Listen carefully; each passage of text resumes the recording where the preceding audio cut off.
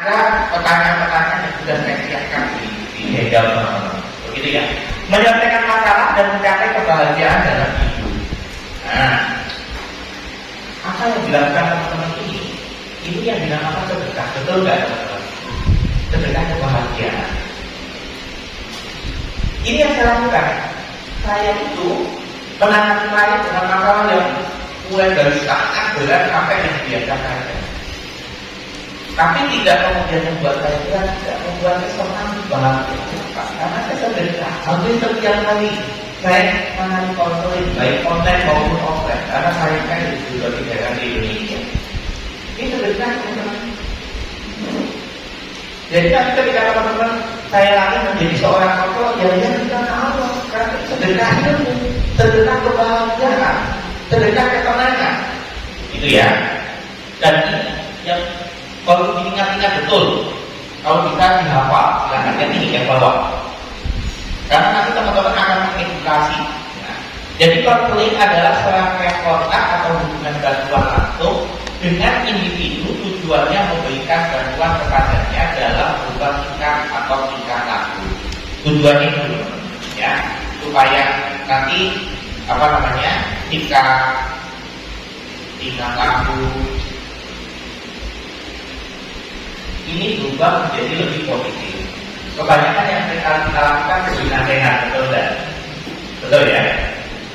Orang kalau dinasihati terus, nasihat itu bagus. Tapi kalau terus jadinya bosan.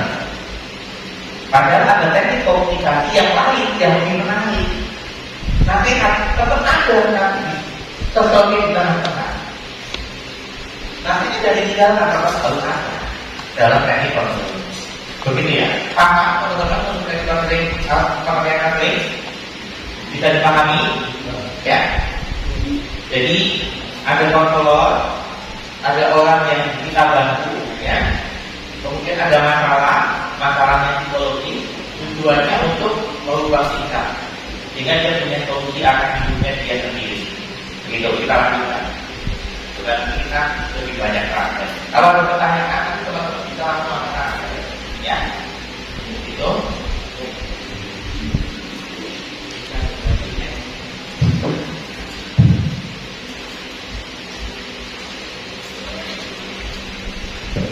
Oke, kita lanjut ya. Ini tadi pengertian. Ada yang mau didiskusikan dulu kaitannya dengan pengertian konseling? Siap nggak teman-teman menjadi seorang konselor? Insyaallah. Siap nggak? Siap. Karena menjadi konselor teman-teman butuh aktif, butuh bertanya, butuh fokus, menangkap apa yang dikatakan oleh klien kita. Nanti kita pakai kata-kata. Lanjut, sekarang keuntungannya apa? Kalau tadi pengertiannya ya, seperti ini, sekarang adalah keuntungannya. Keuntungan yang pertama adalah memperbaiki kualitas hidup. Itu jelas teman-teman. Kalau teman-teman lihat testimoni saya, di Instagram ada. Atau di WA status saya biasanya saya sering update status tentang testimoni klien-klien saya. Rata-rata kualitas hidupnya semakin meningkat, kualitas hidupnya semakin bagus. Hubungan dengan kalau hubungan dengan istri dan suaminya semakin baik, ya, emosinya semakin bagus, semakin semangat dan lain-lain. Karena memang keuntungannya yang pertama adalah memperbaiki kualitas hidup. Kemudian yang kedua adalah meningkatkan kemampuan kopi. Kopi ini adalah mengatasi masalah. Ya, kopi ini mengatasi masalah. Jadi bagaimana dengan konseling ini yang tadinya seperti ini? Ini masalahnya ya. Jadi seperti ibarat kayak ayam, ayam. Kalau nggak mirip tidak. Ini ayam dalam telur. Dia dihadapkan pada sebuah permasalahan yaitu kakaknya, betul nggak? Kalau dia hanya menganggap aku nyaman di saja, dia tidak akan bisa tumbuh menjadi ayam yang lebih besar. Maka dengan bantuan konseling dikasih semangat, dikasih motivasi didengarkan, maka dia akan menyadari bahwa ini masalahnya dia, dan dia harus mulai secara perlahan memecahkan ini sampai kemudian telurnya ini pecah dan dia menjadi ayam yang bisa keluar, bisa makan, hidup udara yang lebih segar. Paham teman-teman? Gambarannya logikanya seperti ini. Ya. Jadi meningkatkan kemampuan coping atau menyelesaikan masalah problem solving dalam sebenarnya. Kemudian yang kedua adalah meningkatkan keterampilan sosial dan interpersonal. Ada yang mengalami fobia sosial kan? Ketemu orang itu takut kan? Ketemu orang itu terdekat. Ya kan? Ada yang ngaku-ngaku, nggak apa gitu kan? Jadi dengan adanya konseling kita bantu merilis masalahnya, maka itu membantu dia untuk apa? Lepas dari ketakutan terhadap sosial.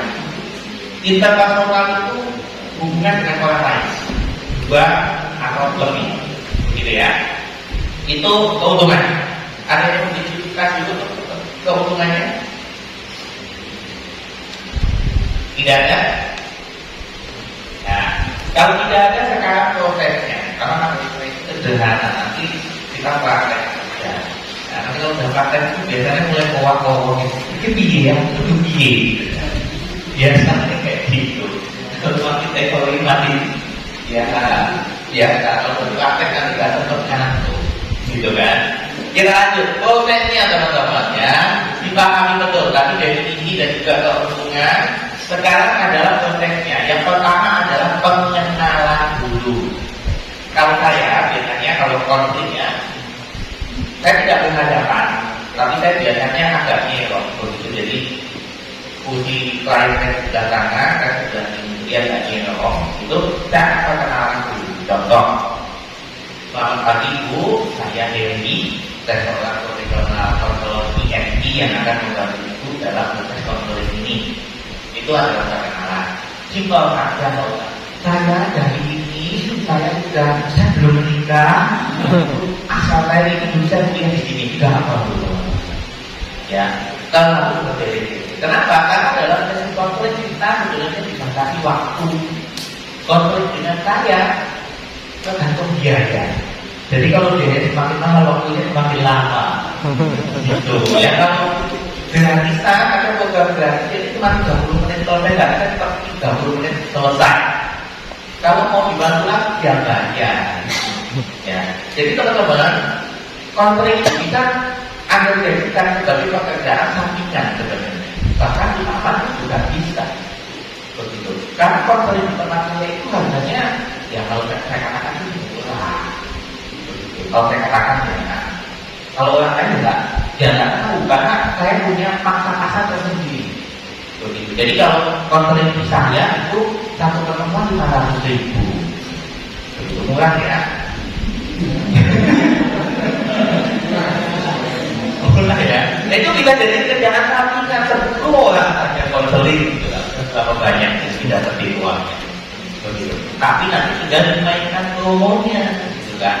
Misalkan bulan ini nanti di promo konseling 550.000 2 kali pertemuan. Ya 1 kali pertemuan tatap muka, yang satunya online.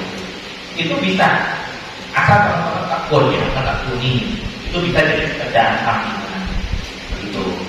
Selain pekerjaan utama. Silakan. Tapi kalau menjadi pekerjaan utama, baru juga tidak apa. Jadi proses pertama adalah pengenalan. Pengenalan simpel saja. Nanti sudah saya buatkan skripnya, nanti tinggal baca. Kemudian yang kedua adalah observasi. Ini yang tidak mudah. Observasi itu namanya dulu. Setelah perkenalan dan dia mulai bercerita.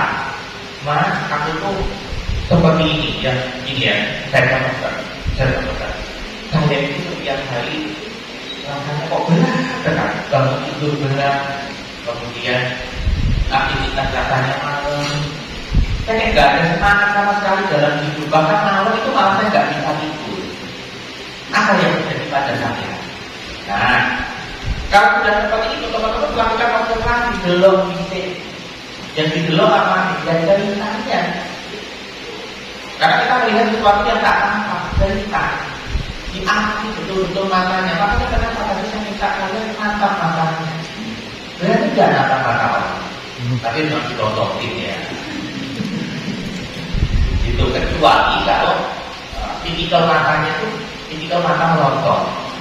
Jadi ada ya orang yang apa namanya makan itu sebenarnya dia menatapnya biasa, tapi kalau kita lihat dia melontotin kita, karena secara fisiologis sebenarnya itu ya sudah bawaan nantinya sebenarnya. Kecuali ini observasi ya terhadap klien. Jadi memahami masalahnya pasti betul-betul. Perkenalan, kemudian observasi, melihat masalah. Nanti kalau teman-teman nggak paham, nggak mungkin masalahnya itu akan susah untuk melakukan berikutnya diagnosa. Diagnosa ini jangan diartikan diagnosa seperti diagnosa dalam penyakit ini atau penyakit ini. Kalau dilarang diagnosa mental, apa namanya penyakit mental, itu bukan karena sifatnya kita. Jadi mendiagnosanya itu cukup dalam diri kita. Oh, ini mengalami masalah ini. Cukup kita kategorikan saja. Tidak boleh ini kamu mengalami anxiety disorder. Wah, ini Anda itu bukan karena kita, tidak boleh. Yang boleh melakukan diagnosa itu hanya dokter kesehatan, apa namanya, dokter kesehatan jiwa, psikiater. Begitu. Biasanya anak-anak muda sekarang karena konten di media sosial begitu gampang dilihat, biasanya melakukan diagnostik, mendiagnosis dirinya sendiri. Wah, aku mengalami ini bipolar. Wah, ini bahaya ya, nggak boleh. Makanya kalau klien saya kebetulan psikiater banyak yang sudah mengubah bertahun-tahun itu caranya. Saya katakan begini, mengubah juga. Kalau Anda punya masalah emosi, jangan tiba-tiba langsung datang ke psikiater. Analoginya gimana? Anda cuma masuk angin langsung ke RSUD. Harusnya kemana dulu teman-teman? Harus ke klinik-klinik yang kecil dulu, ke puskesmas dulu. Kalau memang di sana tidak bisa menangani, maka akan dirujuk ke level kesehatan berikutnya, betul? Itu harusnya melewati fase-fase itu, tidak langsung dengan gak bisa tidur sehari saja langsung ke psikiater. Gitu ya. Ke psikolog dulu atau ke konselor dulu. Karena kalau kita bicara konselor sama psikolog, dia tidak boleh ngasih obat kimia ya. Itu tidak boleh. Apa yang akan dilakukan oleh mereka, konselor dan juga psikolog ini, dia akan membantu dengan terapi psikologis. Nah, kalau dibantu dengan terapi psikologis sudah bisa buruk, kan minum obat, betul kan? Karena kalau tiba-tiba langsung datang ke psikiater, memang ada beberapa psikiater itu yang dia menggunakan pendekatannya terapi psikologis terlebih dahulu. Tapi ada yang enggak, datang hasilkan pulang obat seperti itu, gitu ya. Nah, ketika nanti dari level konselor sama psikolognya ini sudah tidak mampu, maka baru dia akan dirujuk, silakan datang ke psikiater untuk menjalani proses terapi farmakologi atau terapi obat-obatan. Nah, kategorinya seperti apa? Biasanya yang dia sudah tidak bisa mengendalikan dirinya sendiri, berdua ini tidak karuan. Bukan hanya sama dokter, sama yang mendahului dia. Mumet, ditengok-tengok jawabnya rokok. Jadi kalau sudah seperti itu, nggak usah ditangani langsung saja, kudu diajak ke psikiater supaya dibantu dengan terapi obat-obatan. Begitu. Itu ya teman-teman ya, katakannya ya. Begitu. Jadi cara mengedukasinya mendiagnosa ya. Jadi nanti teman-teman akan diajak untuk ya ini masalahnya ini, mengkategorikan saja. Kemudian menentukan strategi. Masalahnya beda, strategi yang kita terapkan juga bisa saja berbeda. Orang yang mengalami fobia atau takut pada sesuatu itu akan berbeda penanganannya dengan masalah yang dia mengalami luka batin karena pengakuan orang tua. Begitu ya. Ini menentukan strateginya beda. Ya. Kemudian yang kelima adalah proses pemecahan masalah dengan proses konseling tadi dengan terapi. Nanti dalam set ini teman-teman saya akan ajak untuk menggunakan satu teknik yang namanya emotional freedom technique. Teknik EFT. Saya mungkin saat ini masih jadi yang satu-satunya kalau nggak salah di Kota Solo. Jadi satu-satunya EFT trainer di Kota Solo, Jawa. Begitu. Kalau di beberapa tahun lalu di Jawa Tengah saya satu-satunya.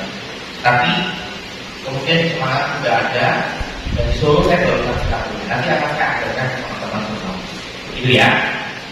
Ini akan mau diskusikan dulu kaitannya dengan proses konseling, mulai dari perkenalan, kemudian observasi, diagnosa personal untuk diri kita sendiri dan tidak diungkapkan, dan tidak boleh mengungkapkan kepada klien, gitu ya.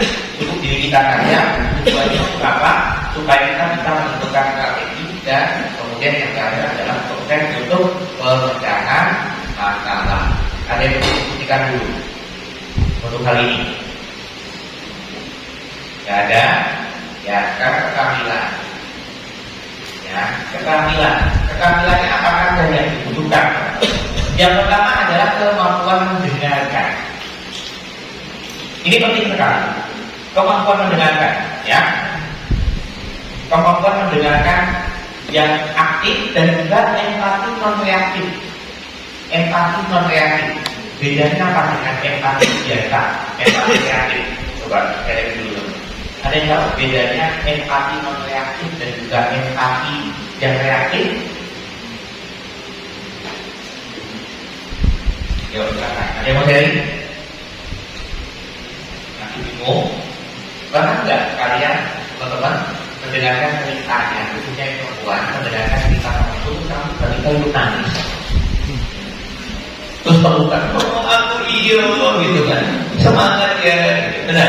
Pernah ngalami? Yang perempuan barangkali, kalau yang laki mah malah ini, iyo aku ngomongin, terus bandaran tenang. Ini dinamakan empati reaktif.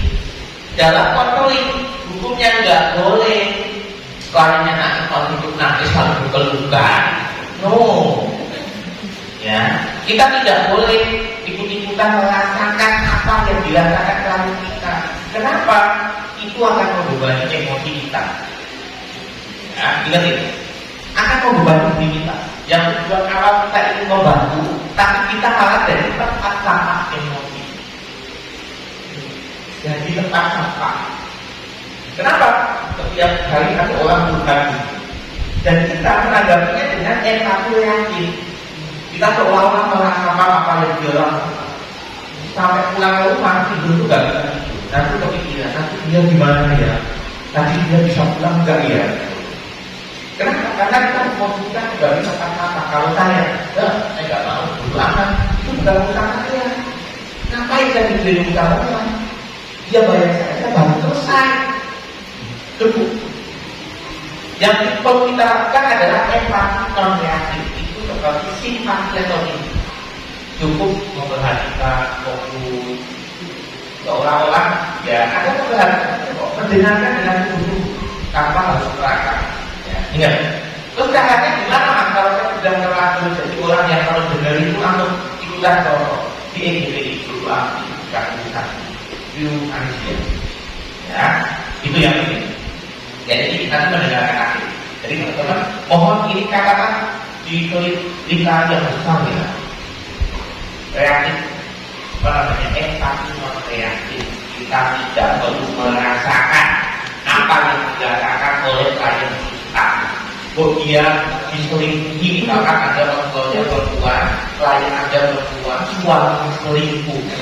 Wah, mana kepikiran nanti suami itu juga selingkuh gimana?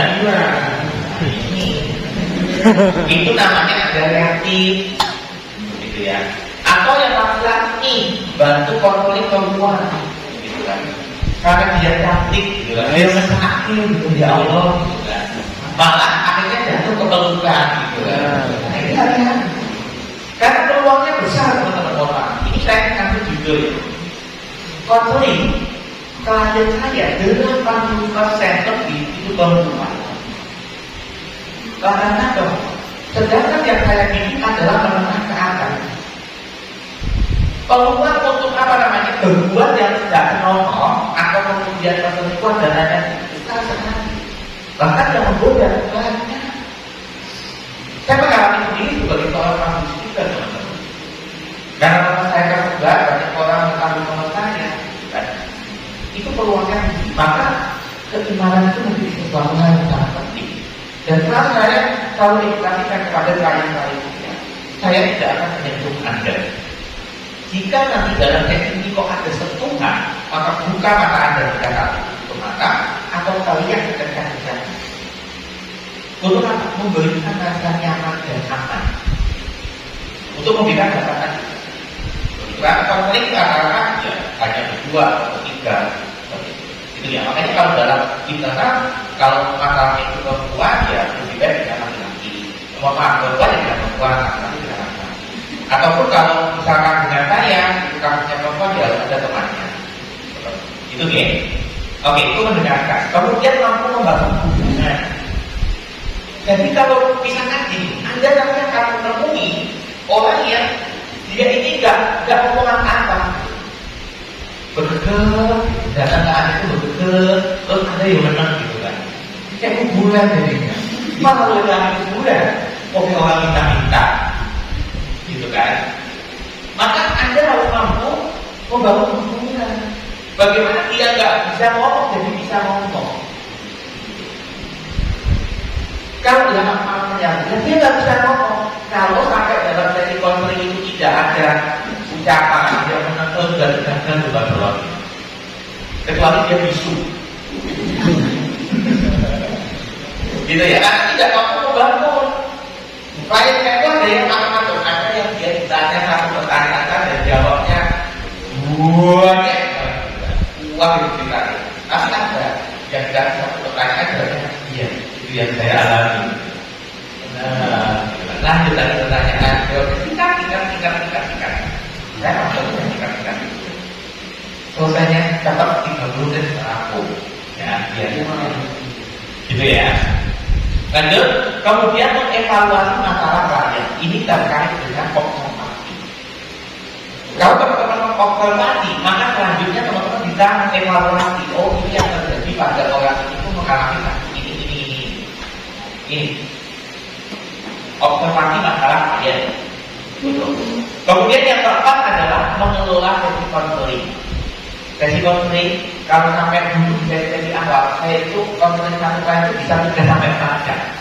Kenapa? Karena saya masih ngomong terus gitu. Aku ngekat. Untuk omongan itu iya jalannya. Karena ngalami seperti itu nggak ada.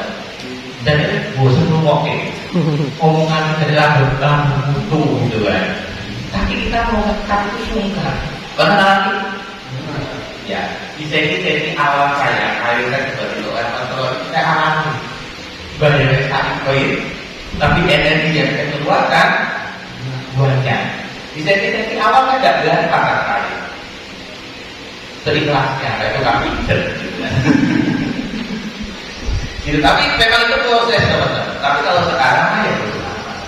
Saya bisa pasang kali mana bahkan bisa. Karena kalau saya pribadi, saya harga itu per area.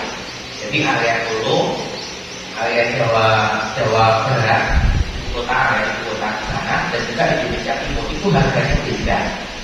Kalau di Indonesia Timur saya kasih harga 500 ribu, mereka pengulangan.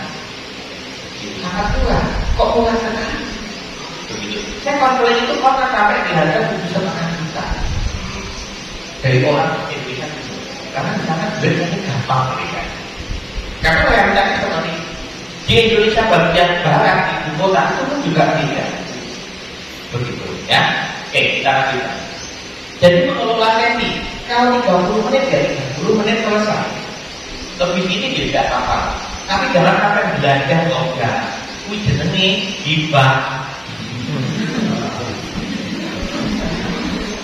Ada kontrolnya ikut cerita gitu kan. Aku juga itu masalah tuh tak ceritani itu mana bang jadinya. Kalau dalam sesi konseling hukumnya tidak boleh Anda menceritakan masalah Anda, bahkan pengalaman Anda nggak usah. Fokus aja ke masalahnya klien. Makanya sesi konseling saya itu paling mentok-mentok hanya 90 menit. Itu pun konseling yang belum visit. Kompitir itu yang saya datang ke rumah klien saya. Itu 90 menit. Karena biasanya saya butuh yang saya datang itu biasanya orang yang didaftarkan oleh keluarganya, misalkan kakeknya, didaftarkan oleh anaknya. Kenapa saya kasih tambah? Karena saya butuh membangun komunikasi awal karena membuat nyaman itu butuh kurang 30 menit. Baru sisanya nanti proses kontrol. Begitu ya. Jadi ini mengelola sesi 30 menit atau 60 menit. Idealnya seperti itu. Kalau terlalu lama, intinya dibahas. Ya. Tempatnya bisa dilakukan di mana saja. Yang penting nyaman dan aman. Dulu saya melakukan coaching itu di kafe. Jadi di kafe, waktu saya masih di praktek saya di Indonesia, saya coachingnya di kafe. Begitu. Yang banyak siapa ya? Kalian saja. Jadi tempat itu bisa dilakukan di mana saja. Monggo yang penting aman nyaman. Tapi ya jangan tempat-tempat yang misalkan tempat karaoke. Nah ini kan ya janganlah ya. Tidak ada tempat